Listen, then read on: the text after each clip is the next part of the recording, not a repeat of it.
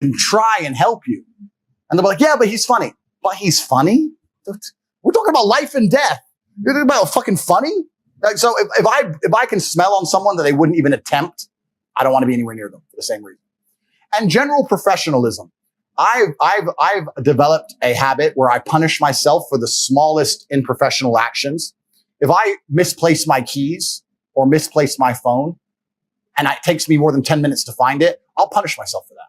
Regardless, whether it's I don't spend money this week, or I don't go here, or I'm canceling that, or I'm going to defer buying something I want to buy. I punish myself religiously so that next time I put my phone down, I know where I put my phone. Next time I put it down, I know where I put it all the time. When I put it down, I know where my phone is. So when I'm around people like, hey, I lost my keys, or hey, bro, I forgot. When I'm around sloppy people, I don't like it. I like people who have their lives in order. When I detect sloppiness, I don't really want them too close to me, because gaps are where things sneak in. Other things are basic OPSEC, really basic OPSEC. I like that if I'm around my friends, if I'm ever sitting with my back to a room, this is an enclosed environment, but in a normal restaurant, I never sit with my back to the room. But if I have to do it, I like that I never do it. But if I have to do it, the people I roll with, they'll literally give me a nod. We'll sit down at dinner and I have to sit here. They'll go, and they'll pay extra attention for me because I can't see behind me. I like that level of professionalism. I like that. I like people, like I said, don't get weak, no hangovers, no crying their eyes out, no cowardice. It's infectious. Don't like that around me. No negativity. Don't like that around me. So there's certain things that I create a very, very particular reality. And it's actually interesting because to me, these things are all normal. But when you have these kind of standards, it's pretty hard to find friends. You're like, oh, you're a dumbass. You're a pussy. You're like, and you don't talk to that many people. But if you get a crew together that act that way, it's amazing how, not to get all airy-fairy, but it's almost an intangible. When you have 6 men in one place who are perspicacious, who are paying attention, who do have their things right, who don't lose things, who do it, the whole room can smell it. When me and my crew walk in a room, even if it's almost like an energy. Some guy can be eating his dinner and not even see us walk in and go, 6 predators. It's like the rabbit when the fox comes. Like you can smell when the guys turn up. Do you know what I mean?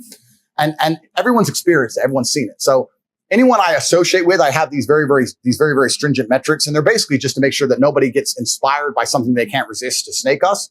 And also nobody's overly sloppy and allows a way for us to be infiltrated and destroyed. And one of the easiest ways that people, especially in the modern world today, especially people in my position, are infiltrated and destroyed are women. So with women, I create that very heavily. If you get a guy who's thirsty and he's on your crew, let's say I have problems with another crew, let's say, and I know they have a member who's thirsty. That is the easiest job in the world. You get one hot bitch to Instagram message. You're going to find out where they are, what they're doing, where they've been, the hotel room right now. It's fucking done deal. You can do whatever you want to them idiots, right?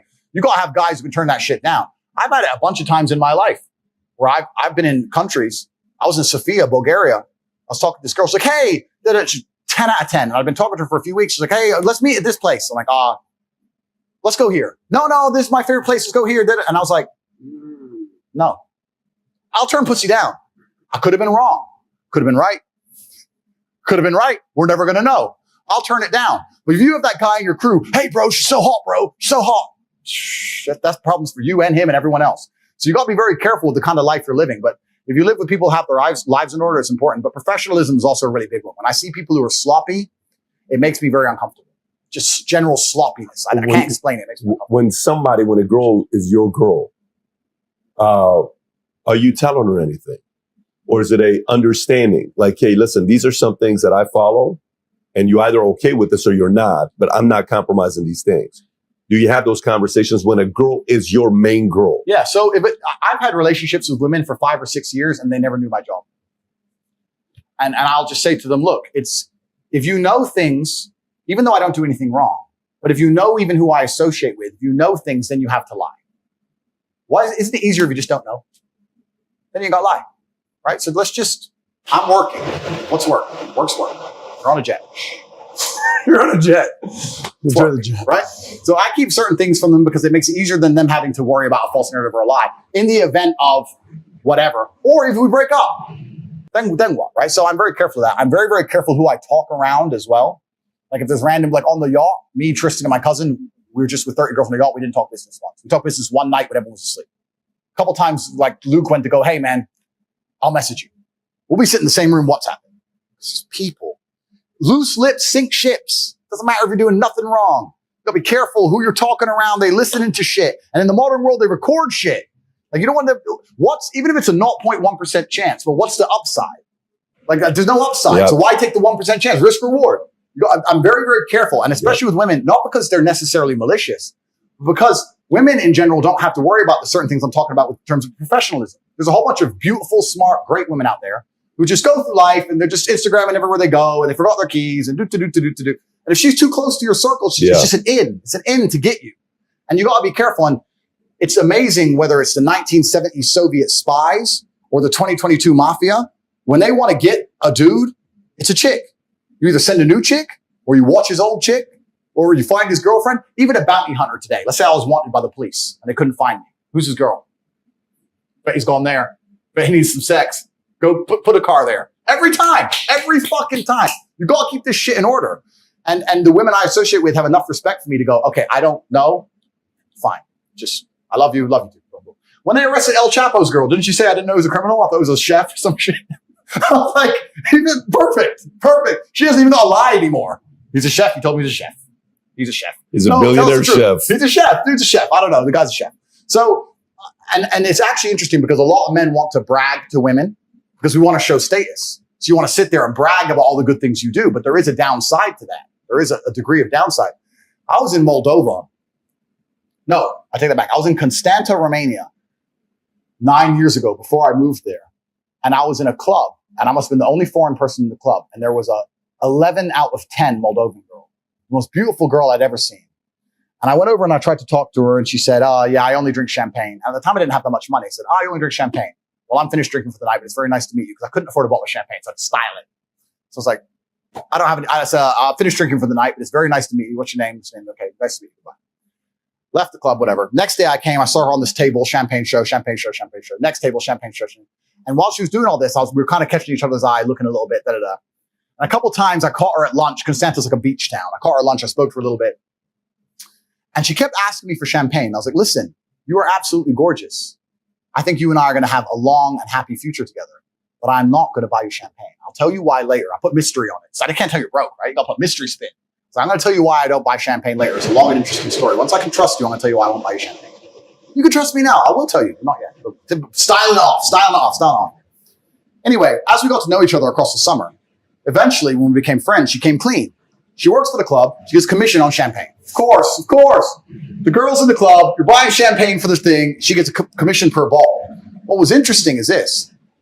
She had on her phone a system. So she'd meet you. You'd buy her drinks the first night.